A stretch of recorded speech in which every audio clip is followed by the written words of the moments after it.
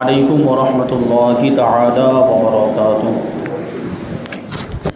نحمده ونصلی ونسلم علی رسولہ الکریم اما بعد فاعوذ باللہ من الشیطان الرجیم بسم اللہ الرحمن الرحیم ان اللہ وملائکتہ یصلون علی النبی یا ایہا الذین آمنوا صلوا علیہ وسلموا تسلیما اللهم صل على سيدنا ومولانا محمد معدن الجود والكرم وآله الكرام وابنه الكريم وبارك وسلم صلاة وسلاما عليك يا رسول الله صلی اللہ تعالی علیہ وسلم۔ سورہ بقرہ آیت نمبر 3 کی تفسیر جاری ہے۔ اس سے پہلے شاید کسی موقع پر میں نے آیت نمبر 4 کہہ دیا ہے، لیکن یہ آیت نمبر 3 ہے اور اس کا آخری حصہ ہے وہ ہے وَمِمَّا رَزَقْنَاهُمْ يُنْفِقُونَ کہ ایمان والوں کی ایک اور صفت یہاں پر بیان کی جا رہی ہے، ایمان والوں کی ایک اور خوبی کوالٹی بیان کی جا رہی ہے کہ وہ ہماری دی ہوئی روزی میں سے ہماری راہ میں خرچ کرتے ہیں۔ یعنی ایمان والے متقی پرہیزگار وہ ہیں جو غیب پر ایمان لاتے ہیں، بن دیکھے ایمان لاتے ہیں، نماز قائم کرتے ہیں اور ہمارے دیے ہوئے میں سے کچھ ہماری راہ میں خرچ کرتے ہیں۔ تو اس جملے میں آپ دیکھیں تو 3 الفاظ ہیں اور تینوں میں بہت ہی گنجائش ہے، بہت ہی وسعت ہے، بہت ہی پھیلاؤ ہے، جس کی وجہ سے یہ جملہ مسائل کا ایک دریا بن گیا۔ بلکہ یوں سمجھو کہ فقط یہ ایک جملہ ہی انسان کی ساری زندگی کے لیے کافی ہے۔ ایک جو لفظ ہے وہ ہے مما، دوسرا لفظ ہے رزقناہم اور تیسرا لفظ ہے ینفقون۔ حالانکہ یہ بھی مختلف، جیسے مما یہ دو لفظ سے مل کر بنا ہے اور رزقناہم یہ بھی 2 لفظوں سے مل کر بنا ہے، لیکن یوں دیکھنے میں مما ایک لفظ ہے، رزقناہم دوسرا لفظ ہے اور ینفقون یہ تیسرا لفظ ہے۔ اب مما کا مطلب کیا ہوتا ہے اس کو بیان کرتے ہیں، اس پر غور کریں گے اور اس بات کو آپ جانیں گے تو خود بخود آپ کو یہ بات یعنی سن کر آپ کا ایمان تازہ ہو جائے گا اور آپ کو مسائل کی حقیقت معلوم ہو جائے گی کہ ہمیں آپ کو جو زکوٰۃ ادا کرنے کا حکم دیا گیا، مسلمانوں پر زکوٰۃ فرض کی گئی، جو صاحب نصاب ہے، جو مالک نصاب، جو مالدار ہے اس پر، اسی طرح صدقہ فطر ادا کرنا واجب قرار دیا گیا۔ تو زکوٰۃ میں ہمیں کتنا مال دینا پڑتا ہے؟ 40واں حصہ یعنی 2.5%۔ اور اسی طریقے سے صدقہ فطر کی بھی ایک مخصوص مقدار ہے، پورا مال نہیں دینا پڑتا، زکوٰۃ میں بھی ہمیں پورا مال نہیں دینا پڑتا ہے بلکہ کچھ مال دینا پڑتا ہے۔ یہ چیز اس آیت کریمہ سے ثابت ہوتی ہے کیونکہ اللہ تبارک و تعالیٰ کیا فرما رہا ہے وَمِمَّا رَزَقْنَاهُمْ يُنْفِقُونَ۔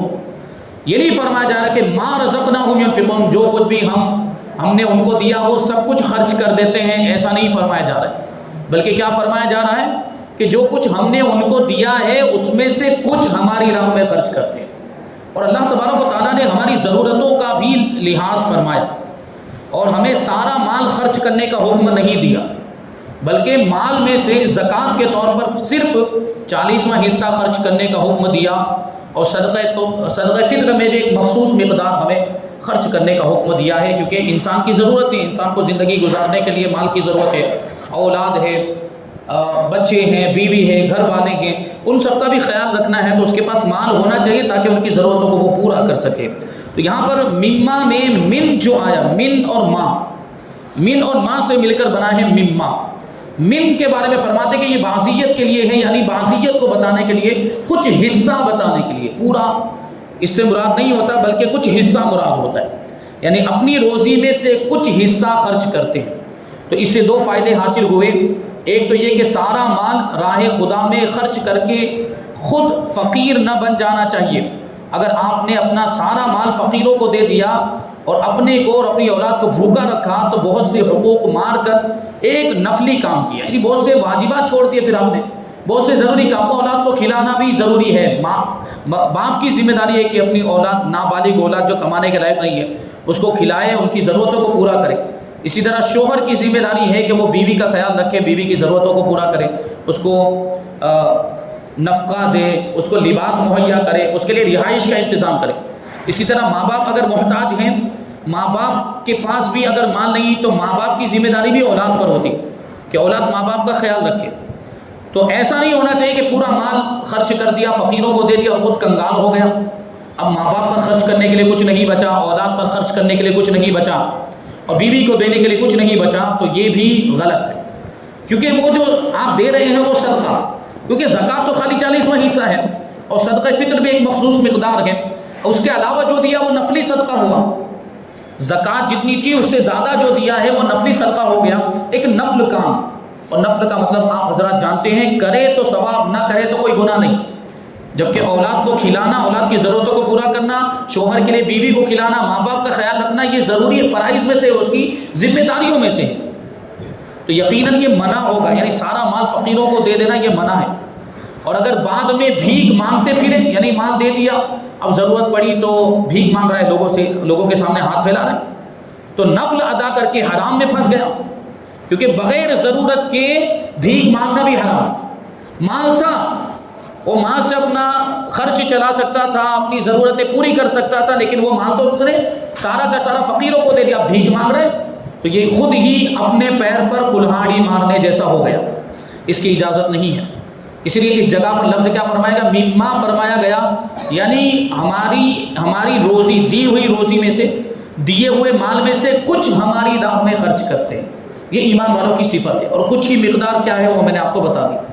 ہاں، اگر کوئی اللہ کا بندہ صدیق اکبر رضی اللہ تعالیٰ عنہ کی طرح متوکل ہو، اللہ پر توکل کرنے والا ہو، اللہ پر بھروسہ کرنے والا ہو، اور اس کے سارے گھر والے بھی سیدنا صدیق اکبر رضی اللہ تعالیٰ عنہ کے گھر والوں کی طرح متوکل ہوں، توکل والے ہوں، بھروسے والے ہوں، اور پھر وہ اپنا سارا گھر بار، گھر کا سارا مال اللہ کے رسول صلی اللہ علیہ وسلم کے قدموں پر نثار کر دے، اور گھر میں اللہ اور اس کے رسول کا نام رکھے، تو یہ الگ بات ہے، کیونکہ وہ تو اللہ کے نیک بندے اور ان کی شان ہی الگ۔ سیدنا صدیق اکبر، وہ واقعہ یہ اشارہ کرنا ہے، کون سا؟ جنگ تبوک کا واقعہ۔ جنگ تبوک کے موقع پر کیونکہ قحط سالی تھی، اناج پگ نہیں رہا تھا، لوگوں کے پاس کھانے پینے کا سامان بھی نہیں تھا، بارش نہیں ہو رہی تھی، بارش نہ ہونے کی وجہ سے جانور بھی مر رہے تھے پانی نہ ملنے کی وجہ سے، اور بہت ساری تکلیفیں اس کی وجہ سے آ گئی، اور ایسے موقع پر یہ جنگ کا سامنا، جنگ درپیش تھی، اور جنگ کی تیاری کرنی۔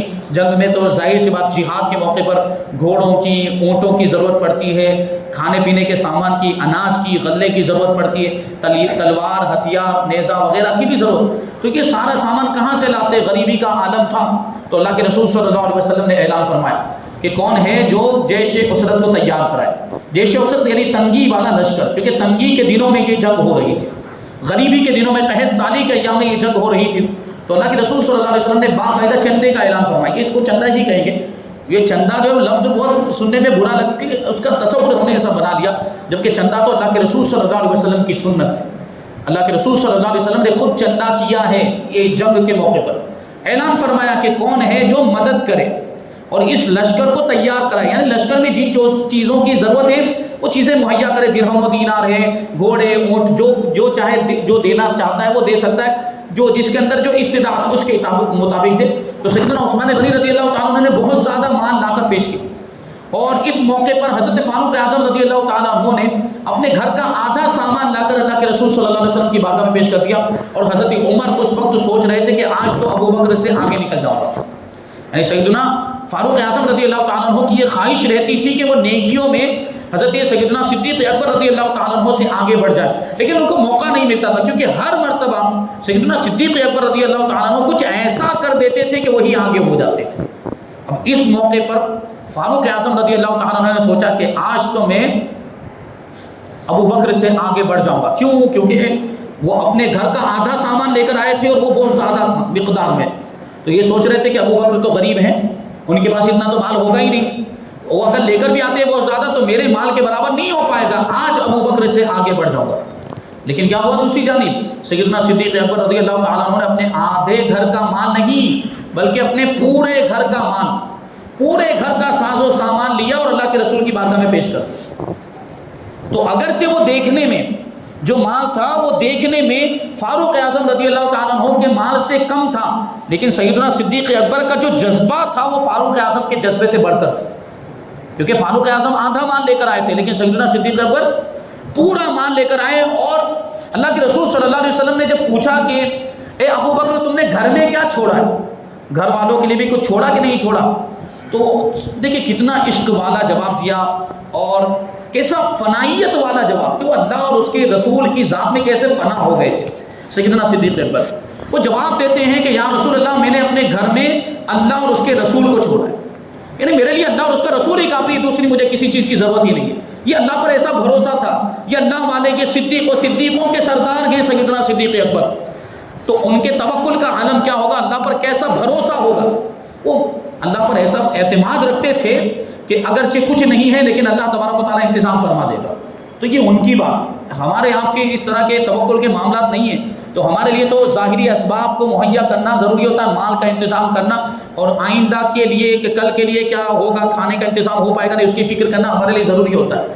اگر واقعی کوئی سیدنا صدیق اکبر جیسا توکل رکھتا ہو اور ان کے گھر والوں جیسا توکل رکھتا ہو، کیونکہ سیدنا صدیق اکبر بھی جب مال اٹھا کر لا رہے تو گھر والوں نے بھی کوئی اعتراض نہیں کیا کہ سب لے کر جا رہے ہیں، ہمارے لیے کیا رکھ کے جا رہے ہیں، ہمارا کیا ہوگا، کیونکہ گھر والے بھی تو ان کے گھر والے تھے، ان کے رشتہ دار تھے، وہ بھی ان کے مزاج کو جانتے تھے اور ان کی تربیت میں رہے، تو ان کی حالت بھی ان کی کیفیت بھی یہ تھی، وہ بھی اللہ پر ایسا بھروسہ کرتے تھے۔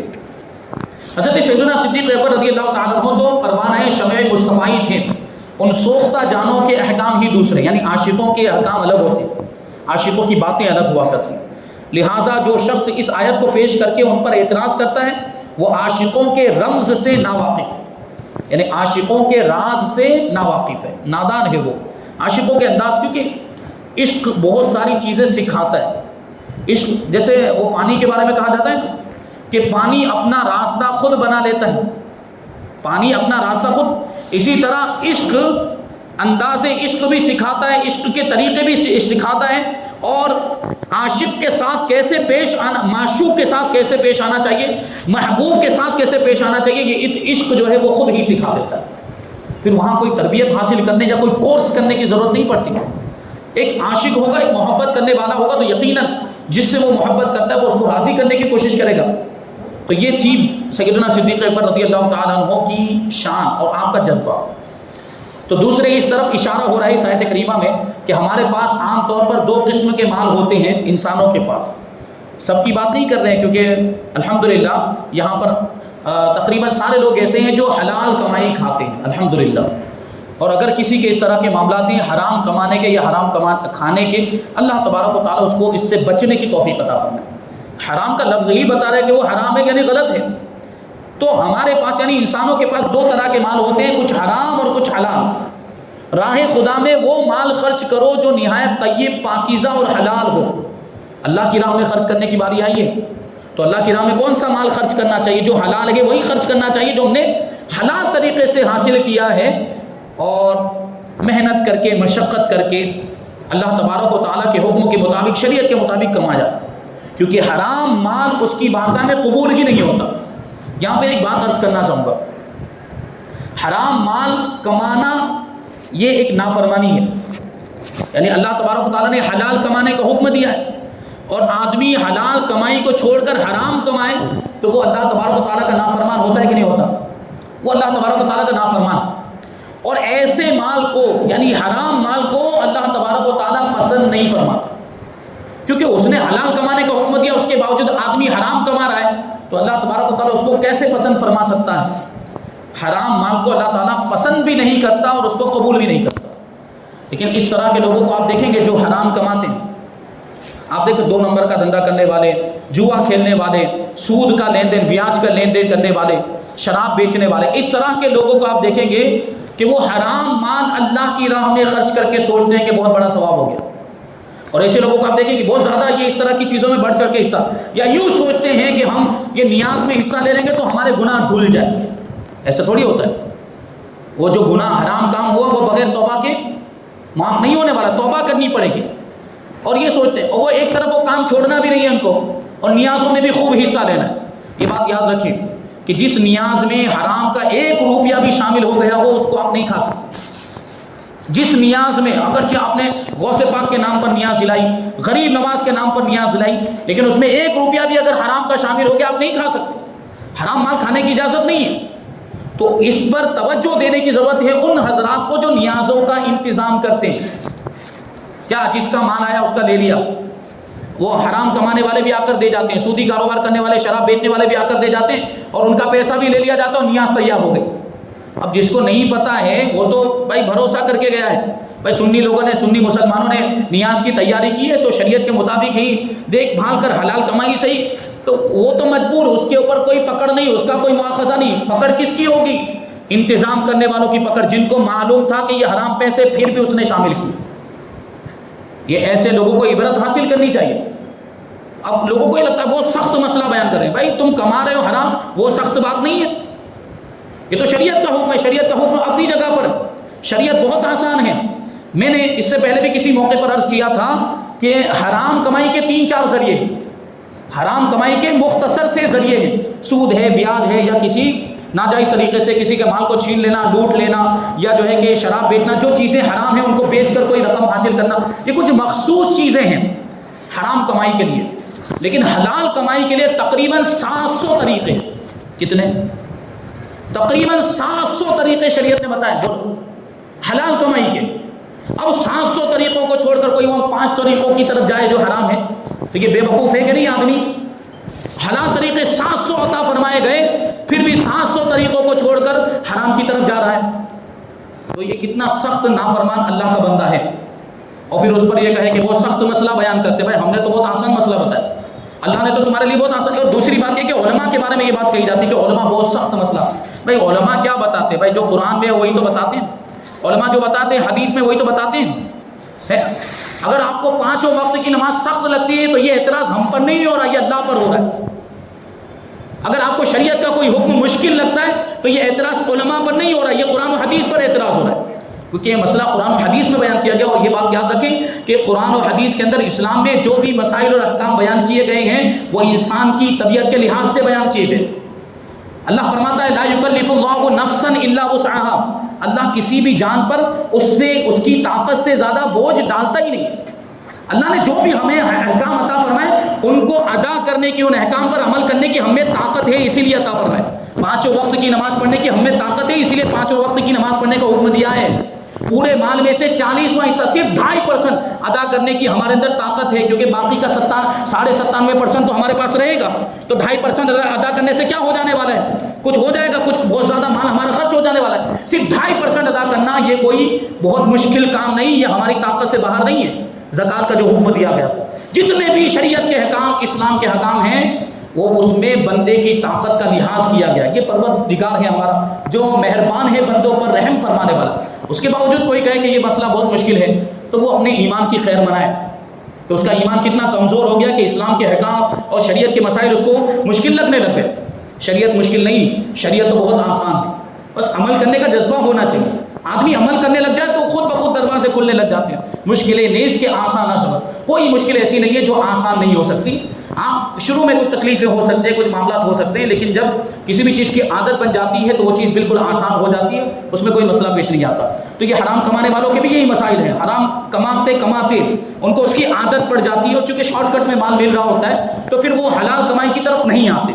حلال کمانے میں کیونکہ ابھی محنت کرنی پڑے گی ان کو، اس سے زیادہ محنت، وہاں پہ بھی محنت ہوتی ہے، وہاں تو بہت بڑے بڑے رسک لے لیتے، لیکن جب حلال کمانے کی بات آتی ہے تو پھر وہ کہ بھائی اس میں تو ہم سے نہیں ہوگا، اس میں تو بہت زیادہ محنت کرنی پڑے گی، اور اتنی سب محنت کرنے کے بعد اتنا مل رہا ہے، اور وہاں تھوڑی سی محنت کرنے کے بعد اتنا مل جا رہا ہے، تو کیوں ادھر نہیں جائے گا آدمی؟ لیکن یاد رکھیں وہ حرام ہے، اللہ اس سے راضی نہیں ہوتا، اللہ بلکہ اس سے ناراض ہوتا ہے۔ اور یہ حلال اللہ تبارک و تعالیٰ اس سے راضی ہوتا ہے، اللہ تبارک و تعالیٰ نے اس کا حکم دیا ہے حلال کمانے کا۔ تو یہاں پر یہ بات وہ لوگ ذہن میں رکھیں جو حرام کماتے ہیں اور پھر نیازوں میں حصہ لیتے ہیں۔ تو ابھی آگے آئے گا یہ مسئلہ کہ نیاز بھی ایک نفلی صدقہ ہے۔ صدقے کا لفظ سننے کے بعد لوگوں کے عجیب جو ہے کہ وہ تصور بن جاتا ہے لوگوں کا ذہن کہ صدقہ کیسے ہو گیا، کیونکہ صدقہ مطلب یہی کہ جو غریبوں کے لیے ہو، جو حاجت مندوں کے لیے ہو، جو ضرورت مندوں کے لیے ہو۔ نہیں، نفلی صدقہ کا معاملہ الگ ہے۔ نفلی صدقہ ہم اگر مسجد میں للہ کے نام پر بھی دے رہے ہیں وہ بھی نفلی صدقہ ہے، اگرچہ ہم نے یہ للہ کا لفظ وہاں استعمال کیا۔ اور یہ للہ کے بارے میں آپ کو بتا دو، للہ کا مطلب ہوتا ہے اللہ کے لیے۔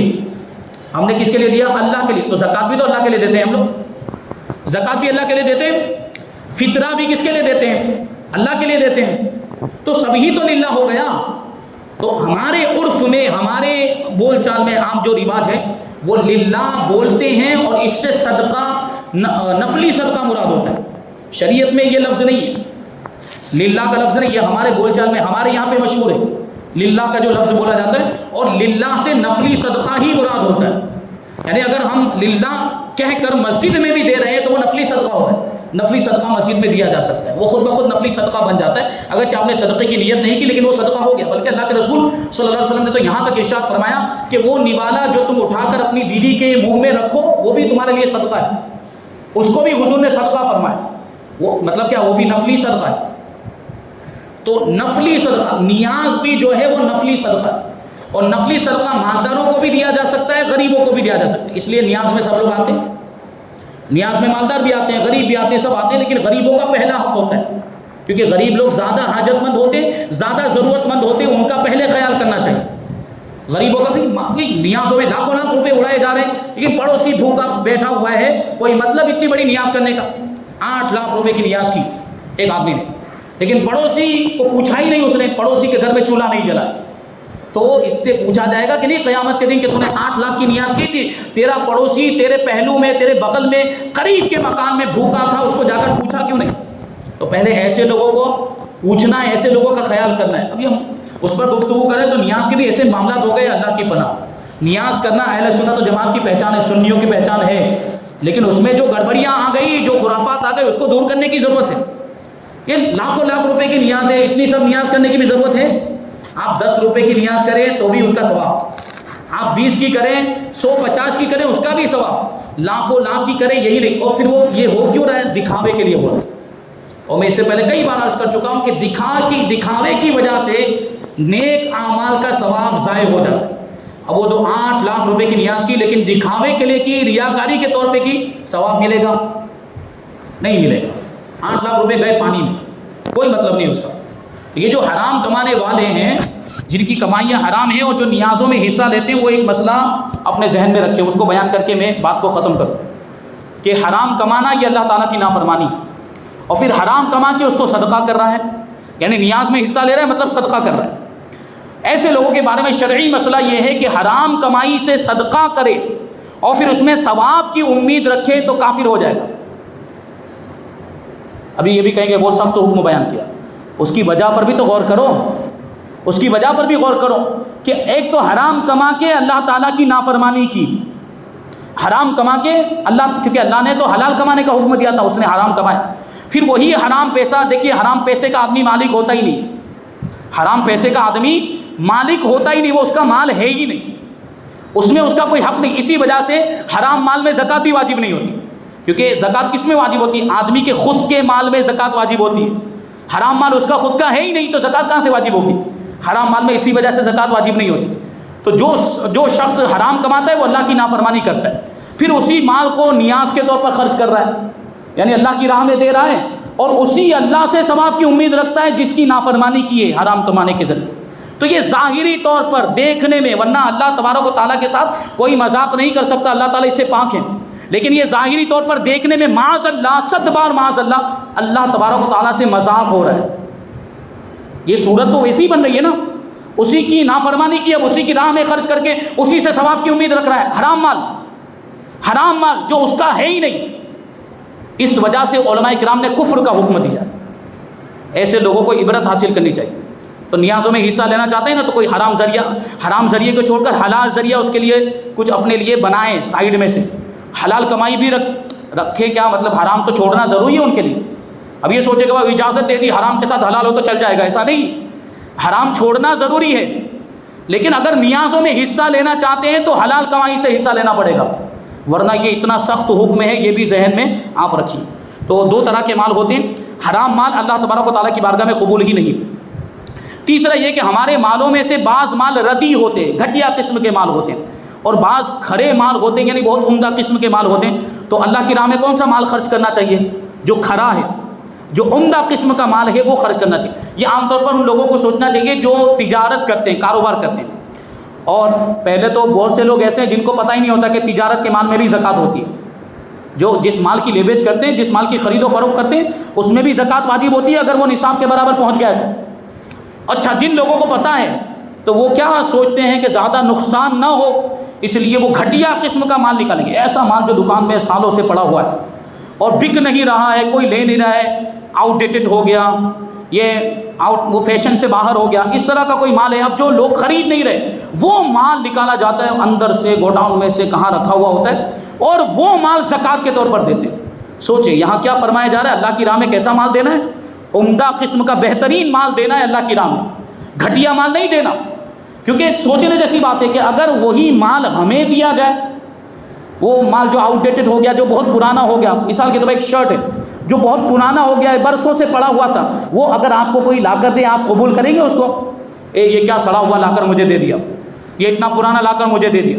سوچنے جیسی بات ہے کہ جب ہم اس شرٹ کو قبول کرنے کے لیے تیار نہیں اور اسی کو اللہ کی راہ میں دے رہے ہیں اور سوچتے ہیں کہ ہمیں ثواب ملے گا، تو یہ یہاں پہ غور کرنے کی ضرورت ہے کہ اللہ کی راہ میں جہاں دینے کی بات آئے تو بہترین مال دینا چاہیے، جس کو دوسری آیتوں میں بیان فرمایا گیا۔ اب اس کے بعد جو رزقناہم کا جو لفظ ہے، انشاءاللہ تبارک و تعالیٰ اس کی تفصیل ہم آئندہ درس میں شامل کریں گے۔ اللہ تبارک و تعالیٰ کی بارگاہ میں دعا ہے کہ جو کچھ بھی بیان ہوا اس پر ہم سب کو عمل کرنے کی توفیق عطا فرمائے اور نور قرآن سے ہم سب کے دلوں کو روشن اور منور فرمائے۔ وما علینا الا البلاغ۔ السلام علیکم۔